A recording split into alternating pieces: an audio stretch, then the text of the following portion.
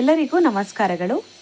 ಇವತ್ತಿನ ವಿಡಿಯೋದಲ್ಲಿ ಸೀರೆ ಜಿಗ್ಜಾಗ್ನ ಯಾವ ರೀತಿ ತುಂಬಾ ಈಸಿಯಾಗಿ ಮಾಡೋದು ಅಂತ ತಿಳಿಸ್ಕೊಡ್ತಾ ಇದ್ದೀನಿ. ನೋಡಿ ಎಷ್ಟು ಸ್ಟ್ರೈಟ್ ಆಗಿದೆ, ಹಾಗೆ ಎಷ್ಟು ನೀಟಾಗಿ ಬಂದಿದೆ ಅಂತ. ಈ ರೀತಿಯಾಗಿ ನೋಡಿ ರೌಂಡಾಗಿ ಈ ರೀತಿ ಹೇಗೆ ಮಾಡೋದು ಅಂತ ಇವತ್ತಿನ ವಿಡಿಯೋದಲ್ಲಿ ತಿಳಿಸ್ಕೊಡ್ತೀನಿ. ಹಾಗೆ ದಾರ ಕೂಡ ಯಾವ ರೀತಿ ಹಾಕಬೇಕು ಅಂತಲೂ ಕೂಡ ನಾನು ತಿಳಿಸ್ಕೊಡ್ತಾ ಇದ್ದೀನಿ. ನೋಡಿ ಇಲ್ಲಿಂದ ತಗೊಂಡು ಇಲ್ಲಿ ಒಂದು ಹೋಲ್ ಇರುತ್ತೆ ನೋಡಿ, ಫಸ್ಟು ಈ ಹೋಲಲ್ಲಿ ಹಾಕ್ಕೊಂಡು ಈ ರೀತಿ ತಗೊಳ್ಳಿ ಕೆಳಗಡೆಗೆ, ಈ ರೀತಿ ಕೆಳಗಡೆಗೆ ತಗೊಳ್ಳಿ. ಇಲ್ಲಿಂದ ನೆಕ್ಸ್ಟು ಮತ್ತೆ ಇದೇ ಹೋಲ್ನಲ್ಲಿ ನೋಡಿ ಹೀಗೆ ಹೋಗಿ ಮತ್ತೆ ಹೀಗೆ ಬರಬೇಕು.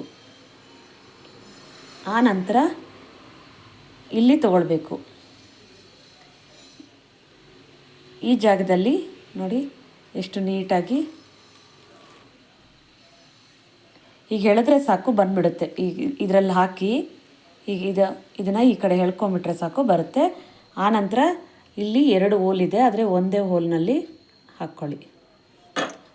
ಆನಂತರ ಇಲ್ಲಿಂದ ಇಲ್ಲಿ, ಆಮೇಲೆ ಸೂಜಿನಲ್ಲಿ. ಇಷ್ಟೇ ಈಸಿಯಾಗಿಯೇ ಇರುತ್ತೆ, ಇದೇನು ಕಷ್ಟ ಏನಾಗಲ್ಲ. ನೋಡೋದಕ್ಕೆ ಕೆಲವ್ರಿಗೆ ದಾರ ಹಾಕೋದು ಕಷ್ಟ ಅಂತ ಇರ್ತಾರೆ, ಹೊಸ್ದಾಗಿ ಕಲಿಯೋರಿಗೆ ನಾನು ಹೇಳ್ತಾ ಇರೋದು.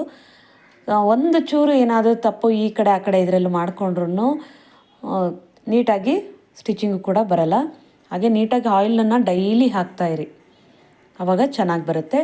ಹಾಗೆ ನಾನು ಕಳೆದ ವೀಡಿಯೋಗಳಲ್ಲಿ ತಿಳಿಸಿದ್ದೀನಿ ನಾನು ಯಾವ ರೀತಿ ಸೆಟ್ಟಿಂಗ್ಸ್ನ ಮಾಡ್ಕೊಂಡಿದ್ದೀನಿ ಅನ್ನೋದನ್ನು, ಯಾವ ರೀತಿ ಸೆಟ್ಟಿಂಗ್ನ ಮಾಡ್ಕೊಂಡಿದ್ದೀನಿ ನೀಟಾಗಿ ಬರೋದಕ್ಕೆ ಅಂತಲೂ ತಿಳಿಸಿದ್ದೀನಿ. ಈ ರೀತಿ ದಾರ ಹಾಕ್ಕೊಳ್ಳಿ. ಆನಂತರ ಇಲ್ಲಿ ನೋಡಿ ಕೇಸಿಗೆ ಈ ಬಾಬಿನು ಮತ್ತು ಕೇಸನ್ನ ಹಾಕುವಾಗ ನೋಡಿ ದಾರ ಈ ಥರ ಮೇಲೆ ಬರಲಿ. ನಿಮ್ಮ ಕೈಯಲ್ಲಿ ಹಿಡಿದುಕೊಳ್ಳಿ, ಇದನ್ನು ಇದರಲ್ಲಿ ಹಾಕಿ, ಇಲ್ಲಿ ಗ್ಯಾಪ್ ಇರುತ್ತೆ ನೋಡಿ, ಇದರಲ್ಲಿ ತಗೊಂಡು ನಂತರ ಇದರಲ್ಲಿ ಹಿಂಗೆ ಎಳ್ಕೊಳ್ಳಿ, ಈಸಿಯಾಗಿ ಬರುತ್ತೆ. ಆನಂತರ ಇಲ್ಲಿ ಒಂದು ಕೊಕ್ಕೆ ಥರ ಕೊಟ್ಟಿದ್ದಾರೆ ನೋಡಿ, ಅದರಲ್ಲಿ ಈ ಥರ ಸೇರಿಸ್ಕೊಂಡು ಇದನ್ನು ಓಪನ್ ಮಾಡಿಕೊಂಡು ಅದರೆಲ್ಲ ಹಾಕಿ. ಈ ರೀತಿಯಾಗಿ ಇದನ್ನು ಓಪನ್ ಮಾಡಿ ನೋಡಿ ತೋರಿಸ್ತೀನಿ, ಕಾಣಿಸೋದಿಲ್ಲ ಅನಿಸುತ್ತೆ. ಈ ರೀತಿ ಸೌಂಡ್ ಬರಬೇಕು, ಆವಾಗಲೇ ಅದು ಬಾಬಿನೂ ಕೂತಿದ್ದು ನೋಡಿ, ಈ ಥರ ಸೌಂಡ್ ಬರಬೇಕು ಟಕ್ ಅಂತ. ಆ ಥರ ಸೌಂಡ್ ಬಂದರೆ ನೀಟಾಗಿ ಕೂತಿದೆ ಅಂತ. ಹಾಗೆ ಈ ದಾರನ, ಸೂಜಿನಲ್ಲಿರುವಂತಹ ದಾರನ ಹಿಡ್ಕೊಂಡು ಕೈಯಲ್ಲಿ ಗಟ್ಟಿಯಾಗಿ ಹಿಡ್ಕೊಳ್ಳಿ. ಈಗ ಒಂದು ಸಾರಿ ಸೂಜಿನ ಕೆಳಗಡೆ ಇಳಿಸಿ ತೆಗೆದ್ರೆ ನೋಡಿ ಈ ಥರ ಕೆಳಗಡೆ ಬಾಬಿನಲ್ಲಿರುವಂಥ ದಾರ ಕೂಡ ಬಂತು. ಇದನ್ನು ಈಗ ಒಂದು ಕಡೆ ಈ ಥರ ಸೈಡಿಗೆ ಮಾಡ್ಕೊಂಬಿಡಿ.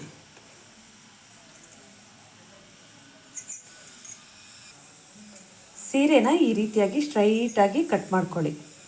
ನಿಮಗೆ ಕಟ್ ಮಾಡ್ಕೊಳ್ಳೋಕ್ಕೂ ಒಂದು ಟಿಪ್ಸ್ ಇದೆ, ತಿಳಿಸ್ತೀನಿ. ಇಲ್ಲಿ ನೀವು ಸ್ಟಾರ್ಟಿಂಗಲ್ಲಿ ಒಂದು ಸ್ವಲ್ಪ ಕಟ್ ಮಾಡಿಕೊಂಡು ಹಿಂಗೆ ಕಟ್ ಮಾಡಿಕೊಂಡು ಆನಂತರ ಇದರ ಮಧ್ಯದಲ್ಲಿ ಒಂದು ದಾರಾನ ಎಳ್ಕೊಳ್ಳಿ. ಈಗಾಗಲೇ ನಾನು ಕಟ್ ಮಾಡಿಬಿಟ್ಟಿದ್ದೀನಿ. ನಾನೊಂದು ವೇಸ್ಟ್ ಪೀಸನ್ನ ನಿಮಗೆ ತೋರಿಸ್ತೀನಿ. ಇದಾಗಲೇ ಕಟ್ ಮಾಡಿಬಿಟ್ಟಿದ್ದೀನಿ ನಾನಾಗಲೇ ನೋಡಿ. ಇದನ್ನು ಒಂದು ಸ್ಯಾರಿ ಅಂತಲೇ ತಿಳ್ಕೊಳ್ಳಿ. ನಾನೊಂದು ಪೀಸನ್ನು ತೊಗೊಂಡಿದ್ದೀನಿ, ಇದು ಕಟ್ ಮಾಡಿರೋದ್ರಿಂದ. ಈ ರೀತಿ ನೀವು ಸ್ಟ್ರೈಟ್ ಕಟ್ ಮಾಡ್ಕೊಳ್ಳೋಕೆ ಬರಲಿಲ್ಲ ಅಂದರೆ ಈ ರೀತಿ ಕಟ್ ಮಾಡ್ಕೊಳ್ಳಿ ಫಸ್ಟು ಸ್ವಲ್ಪನ. ಈಗ ಇಲ್ಲಿಂದ ಒಂದು ದಾರಾನ ಎಳ್ಕೊಳ್ಳಿ ನೋಡಿ, ಈ ರೀತಿ 2 ಕಡೆ 2 ಸ್ವಲ್ಪ ಕಟ್ ಮಾಡ್ಕೊಂಡಿರ್ತೀರಲ್ಲ, ಒಂದು ಸೈಡಲ್ಲಿ ಒಂದು ಎಳೆ ಈ ರೀತಿ ದಾರನ ಎಳ್ಕೊಳ್ಳಿ. ಈ ಥರ ಎಳ್ಕೊಂಡು ಒಂದು ಎಳೆ ಹಿಡಿದು ಈ ಥರ ಎಳಿರಿ ಮುಂದಕ್ಕೆ ನೋಡಿ, ಈ ರೀತಿ ಸುಕ್ಕು ಬರುತ್ತೆ. ಈ ರೀತಿ ಬಂದ ಮೇಲೆ ಜೋರಾಗಿ ಸ್ವಲ್ಪ ಎಳ್ಕೊಳ್ಳಿ. ಈ ರೀತಿ ಬರುತ್ತೆ, ನಿಧಾನವಾಗಿ ಸ್ವಲ್ಪನೇ ಸೀರೆನ ಎಳ್ಕೊಂಡು ಬನ್ನಿ. ಈ ಥರ ನಿಮಗೊಂದು ಮಾರ್ಕ್ ಬರುತ್ತೆ ನೋಡಿ, ಕಾಣಿಸ್ತಾ ಇದೆಯಾ? ಈ ರೀತಿ ನಿಮಗೆ ಒಂದು ಮಾರ್ಕ್ ಬರುತ್ತೆ. ಈ ಮಾರ್ಕ್ನಂತೆ ಕಟ್ ಮಾಡಿಕೊಂಡ್ರೆ ನಿಮಗೆ ಸ್ಟ್ರೈಟಾಗಿ ಬರುತ್ತೆ ನೋಡಿ. ಕಾಣಿಸ್ತಾ ಇದೆಯಾ ಮಾರ್ಕು? ಆ ದಾರ ಎಳೆದಿರ್ತೀವಲ್ಲ ಅಲ್ಲಿ ಒಂದು ಗ್ಯಾಪ್ ಆಗಿಬಿಡುತ್ತೆ ಈ ಥರ ನೋಡಿ. ಕಾಣಿಸ್ತಾ ಇದೆಯಲ್ಲ ಇಲ್ಲಿ ಆ ಗ್ಯಾಪ್ ಆಗಿಬಿಡುತ್ತೆ.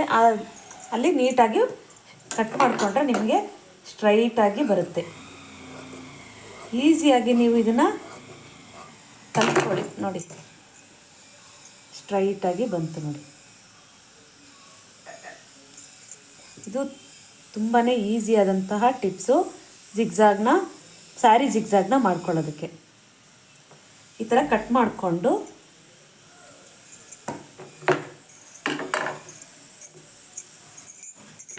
ನೀಟಾಗಿ ಮಾಡ್ಕೊಳ್ಳಿ. ಅಕಸ್ಮಾತ್ ಮಾಡುವಾಗ ಸ್ವಲ್ಪ ಹೆಚ್ಚು ಕಡಿಮೆ ಆಗಿದ್ರೂ ಒಂದು ಸಾರಿ ಕ್ಲೀನಾಗಿ ನೋಡ್ಕೊಳ್ಳಿ. ಉಲ್ಟಾ ಸೀದಾ ಎಲ್ಲನೂ ನೋಡಿಕೊಂಡು ನೀವು ಸ್ಟಿಚಿಂಗ್ನ ಮಾಡಬೇಕು. ನಿಧಾನವಾಗಿಯೇ ಮಾಡಿ. ಹೊಸದಾಗಿ ಕಲಿಯೋರು ಸ್ವಲ್ಪ ನಿಧಾನವಾಗಿ ಮಾಡಿಕೊಂಡ್ರೇ ಒಳ್ಳೆಯದು. ನೀವು ಇಲ್ಲಿಂದ ಕೊಡಬೇಕು. ಇಲ್ಲಿಂದನೇ ಕೊಟ್ಬಿಡ್ತಾರೆ ಕೆಲವರು. ಇಲ್ಲಿಂದ ಕೊಡಬಾರ್ದು. ಇಲ್ಲಿಂದ ಈ ರೀತಿ ಕ್ರಾಸಾಗಿ ಕೊಡಬೇಕು ನೀವು ಬಟ್ಟೆನ. ಆವಾಗಲೇ ನಿಮಗೆ ನೀಟಾಗಿ ಬರೋದು. ಎಲ್ಲೂ ಬಿಚ್ಚೋಗಲ್ಲ, ಏನೂ ಆಗಲ್ಲ. ಹಿಂಗೆ ಕ್ರಾಸಾಗಿ ಕೊಡಿ. ಇವಾಗ ನಾನು ತೋರಿಸ್ತೀನಿ.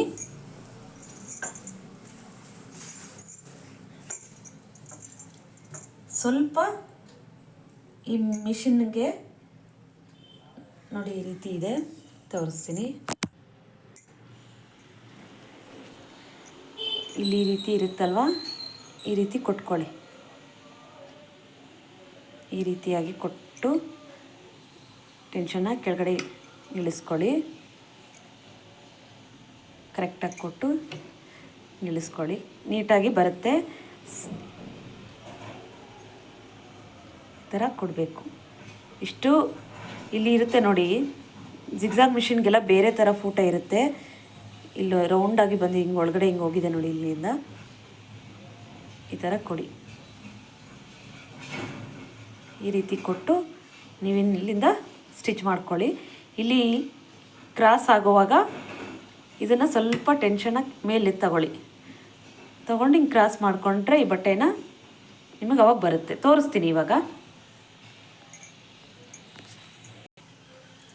ನೋಡಿ. ಇದನ್ನು ನಾನು ಯಾವ ರೀತಿ ಸ್ಟಿಚ್ ಮಾಡ್ತೀನಿ ಅಂತ ನಿಧಾನವಾಗಿ ನೋಡ್ಕೊಳ್ಳಿ. ಇಲ್ಲಿ ಸ್ವಲ್ಪ ರಫ್ ಮಾಡ್ಕೊಳ್ಳಿ ಹಿಂದೆ ಮುಂದೆ. ಆ ನಂತರ ಈ ರೀತಿ ಕ್ರಾಸ್ ಮಾಡ್ಕೊಳ್ಳಿ. ಈ ರೀತಿ ಹಿಡಿದು ಸ್ವಲ್ಪ ಹಿಂಗೆ ಹಿಡಿದು ಕೊಟ್ಟರೆ ಸಾಕು. ಸ್ವಲ್ಪ ಹಿಂಗೆ ಕ್ರಾಸ್ ಮಾಡಿಕೊಂಡ್ರೆ ಸಾಕು, ಬಂದ್ಬಿಡುತ್ತೆ. ಈ ಕೈಯಲ್ಲಿ ಒಂದು ಸಾರಿ ಎಳಿರಿ, ಒಂದು ಸ್ವಲ್ಪ. ಇಷ್ಟೇ. ಇದಾದ ನಂತರ ನೀವು ಈಸಿಯಾಗಿ ನೀವು ಜಿಗ್ಜಾಗ್ನ ಮಾಡ್ಕೊಂಡು ಹೋಗ್ಬೋದು. ನಾನು ನಿಧಾನವಾಗೇ ತೋರಿಸ್ತಾ ಇದ್ದೀನಿ ನಿಮಗೆ. ಈ ರೀತಿ ಕೊಡಬೇಕು ಬಟ್ಟೆನ. ಈ ರೀತಿಯಾಗಿ ಇಟ್ಕೊಳ್ಬೇಕು. ಇಲ್ಲಿ ಎಕ್ಸ್ಟ್ರಾ ಬಂದಿರೋ ದಾರನ ಕಟ್ ಮಾಡಿಬಿಡಿ.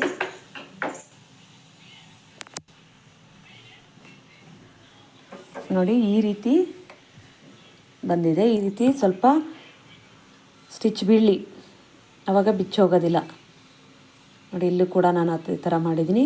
ಹಿಂಗೆ ಕ್ರಾಸಾಗಿ ಬರಬೇಕು. ಅದು ನೀಟಾಗಿ ಕೂತ್ಕೊಳ್ಳುತ್ತೆ. ಇಲ್ಲ ಅಂದರೆ ಇಲ್ಲಿಂದನೇ ಸ್ಟಾರ್ಟಿಂಗಲ್ಲೇ ಮಾಡಿಬಿಟ್ರೆ ನೀವು ಅದು ಬಿಚ್ಚೋಗುತ್ತೆ, ನೀಟಾಗಿ ಫಿನಿಶಿಂಗ್ ಬರಲ್ಲ. ಆಮೇಲೆ ಕೊಡೋವಾಗ ನೋಡಿ ಈ ಥರ. ನನಗೆ ವಿಡಿಯೋ ಮಾಡೋದಕ್ಕೆ ಯಾರಿಲ್ಲ, ಹಾಗಾಗಿ ಕಾಣಿಸ್ತಾ ಇದೆ ಅಂದ್ಕೊತೀನಿ. ಈ ಥರ ಫೋಲ್ಡ್ ಮಾಡಿ, ನೀವೇನು ಫೋಲ್ಡ್ ಮಾಡೋದು ಬೇಡ, ಈಗ ಹಿಡ್ಕೊಂಡ್ರೆ ಸಾಕು, ಅದೇ ತೊಗೊಳುತ್ತೆ. ನೀವು ಫಸ್ಟು ನಾವಿಲ್ಲಿ ಒಂಚೂರು ಫೋಲ್ಡ್ ಮಾಡಿ ಕೊಟ್ಟಿರ್ತೀವಲ್ಲ, ಅದು ಕರೆಕ್ಟಾಗಿ ನಿಮಗೆ ತೊಗೊಳುತ್ತೆ, ಅದೇ ತೊಗೊಳುತ್ತೆ. ಈಸಿಯಾಗಿ ನೀವು ಈ ಹೆಬ್ಬೆಟ್ಟು ಮತ್ತು ಈ ಬೆಟ್ಟುಗಳನ್ನ ಹೀಗೇ ಮಾಡ್ಕೊಂಡು ಬನ್ನಿ ಅಷ್ಟೇ. ಈ ಥರನೇ ಈ ಥರ ಮಾಡ್ಕೊಂಬಂದರೆ ಅದು ತೊಗೊಳ್ತಾ ಹೋಗುತ್ತೆ. ನಿಧಾನವಾಗಿ ತುಳಿರಿ, ಫಾಸ್ಟಾಗೆಲ್ಲ ತುಳಿಬೇಡ್ರಿ. ಹೊಸ್ದಾಗಿ ಕಲಿಯೋರು ಫಾಸ್ಟಾಗಿ ತುಳಿಬೇಡಿ, ನಿಧಾನವಾಗಿಯೇ ಮಾಡ್ಕೊಂಡು ಬನ್ನಿ. ತುಂಬಾ ಈಸಿ ಜಿಗ್ಜಾಗ್ನ ಮಾಡೋದು. ಸ್ಟಾರ್ಟಿಂಗಲ್ಲಿ ಕಷ್ಟ ಅನಿಸುತ್ತೆ. ನಾನು ತುಂಬ ಕಷ್ಟಪಟ್ಟಿದ್ದೀನಿ. ತುಂಬ ವೇಸ್ಟ್ ಬಟ್ಟೆಗಳನ್ನೇ ನಾನು ಸ್ಟಿಚಿಂಗ್ನ ಮಾಡಿಕೊಂಡೆ ನಾನು ಕಲ್ತ್ಕೊಂಡಿದ್ದು. ಆ ರೀತಿ ಮಾಡಿ ನೋಡಿ. ಈ ಕೈಯಲ್ಲಿ ಒಂದು ಕೈಯಲ್ಲಿ ಇದನ್ನ ಇಟ್ಕೊಳ್ಳಿ, ಈ ಕೈಯಲ್ಲಿ ಈ ರೀತಿ ಇಟ್ಕೊಳ್ಳಿ. ಸುಮ್ಮನೆ ಇಟ್ಕೊಳ್ಳಿ ಸಾಕಾದ್ರೆ ಫೋಲ್ಡ್ ಆಗುತ್ತೆ. ನೋಡಿ ಇಷ್ಟು ನೀಟಾಗಿ ಎಷ್ಟು ಇದಾಗಿ ಬರ್ತಾ ಇದೆ.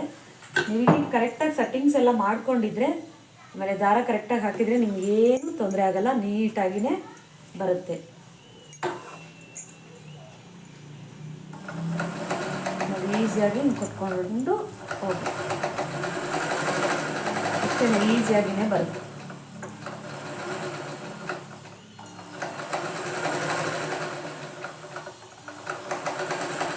ಈ ಕೈಯಲ್ಲಿ ಸ್ವಲ್ಪ ಎಳಿತಾ ಇರಿ. ಈ ಕೈಯಲ್ಲೂ ಎಷ್ಟು ಟೈಟ್ ಎಳಿತೀರೋ ಅಷ್ಟೇ ಟೈಟು ಈ ಕಡೆನೇ ಹಿಡ್ಕೊಂಡಿರ್ಬೇಕಂದ್ರೆ ಸೀರೆ ಎಳ್ದಾಡಬೇಡಿ. ಸುಮ್ಮನೆ ಒಂದು ಹೀಗೆ ಮಾಡ್ಕೊಂಡು ಬನ್ನಿ. ಅದು ಈ ರೀತಿಯಾಗಿ ಅದೇ ಫೋಲ್ಡ್ ಆಗಿ ಬರುತ್ತೆ ಜಿಗ್ಜಾಗ್.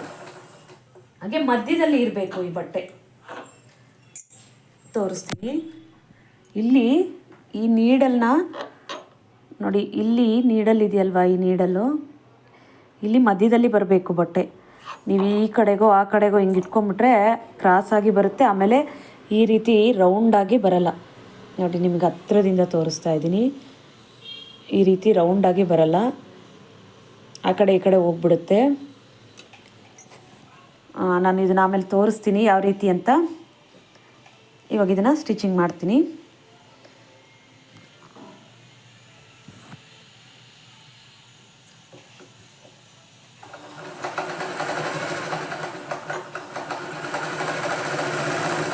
ಈಸಿಯಾಗಿ ಬರುತ್ತೆ ನೋಡಿ. ಈ ಥರ ಕೊಟ್ಕೊಂಡು ಹೋಗಿ ನಾನು ನಿಮಗೆ ನಿಧಾನವಾಗಿ ತೋರಿಸ್ತಾ ಇದ್ದೀನಿ.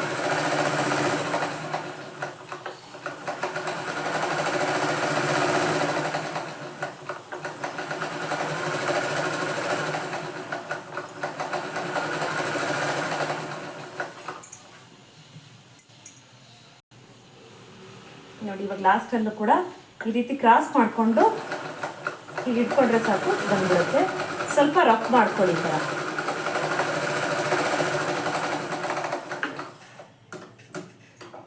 ಈ ಥರ. ಈ ರೀತಿ ರಫ್ ಮಾಡ್ಕೊಳ್ಳಿ. ನೋಡಿ ಎಷ್ಟು ನೀಟಾಗಿ ಬಂದಿದೆ ಅಂತ. ನಾನಿವಾಗ ನೀಡಲ್ದು ತೋರಿಸ್ತೀನಿ. ಇವಾಗ ಒಂದ್ಸರಿ ಇದು ನೋಡ್ಕೊಂಬಿಡಿ ಎಷ್ಟು ಕ್ಲೀನಾಗಿ ರೌಂಡಾಗಿ ಬಂದಿದೆ. ನಾನು ವಿಡಿಯೋ ಮಾಡ್ತಾ ಇರೋದ್ರಿಂದ ಸ್ವಲ್ಪ ಆ ಕಡೆ ಈ ಕಡೆನೇ ಆಗಿದೆ, ಇಲ್ಲಾಂದರೆ ಇನ್ನೂ ಚೆನ್ನಾಗಿ ಬರುತ್ತೆ. ನೋಡಿ ಈ ನೀಡಲ್ ಇದೆಯಲ್ಲ,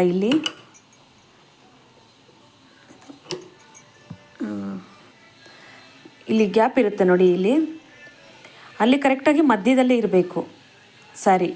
ಇಲ್ಲಿ ಈ ಕಡೆ ಕ್ರಾಸಿಗೆ ಬಂದುಬಿಟ್ರೆ ನೀಟಾಗಿ ಬರಲ್ಲ. ಇಲ್ಲ ಈ ಕಡೆ ಸ್ವಲ್ಪ ಜಾಸ್ತಿ ತೊಗೊಂಡ್ರಂತೂ ನಿಮಗೆ ಈ ಥರ ಮಧ್ಯದಲ್ಲಿ ಬರಲ್ಲ,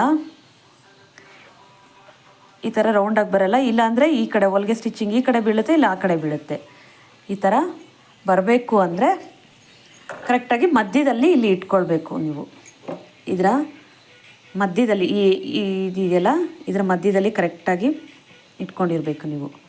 ಆವಾಗಲೇ ಚೆನ್ನಾಗಿ ನೀಟಾಗಿ ಬರೋದು. ಹೇಳಿದ್ದನ್ನೇ ಹೇಳ್ತಾ ಇರ್ತೀನಿ, ಏನೂ ತಿಳ್ಕೊಳ್ಬೇಡಿ. ನನಗೂ ಹೊಸ್ದಾಗಿ ವೀಡಿಯೋಗಳು ಮಾಡ್ತಾ ಇರೋದ್ರಿಂದ ಸ್ವಲ್ಪ ಗಾಬರಿಯಾಗಿಯೇ ನಾನು ವೀಡಿಯೋಗಳನ್ನ ಮಾಡ್ತಾ ಇರ್ತೀನಿ.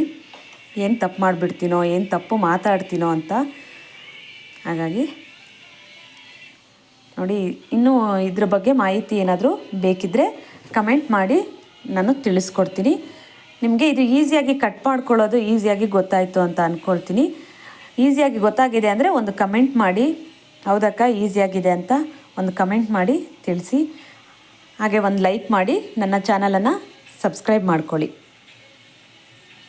ಇದು ಸೆಟ್ಟಿಂಗ್ಸ್ ಬಗ್ಗೆ ಎಲ್ಲ ನಾನು ವೀಡಿಯೋನ ಮಾಡಿ ಹಾಕಿದ್ದೀನಿ, ಯಾವ ರೀತಿ ನಾನು ಸೆಟ್ಟಿಂಗ್ನ ಮಾಡ್ಕೊಳ್ಬೇಕು ಅಂತನೂ. ನನ್ನ ಪ್ಲೇಲಿಸ್ಟಲ್ಲಿ ನನ್ನ ಎಲ್ಲ ಟೈಲರಿಂಗ್ ವೀಡಿಯೋಗಳು ಇರುತ್ತೆ, ಒಂದು ಸಾರಿ ಚೆಕ್ ಮಾಡಿ. ಧನ್ಯವಾದಗಳು.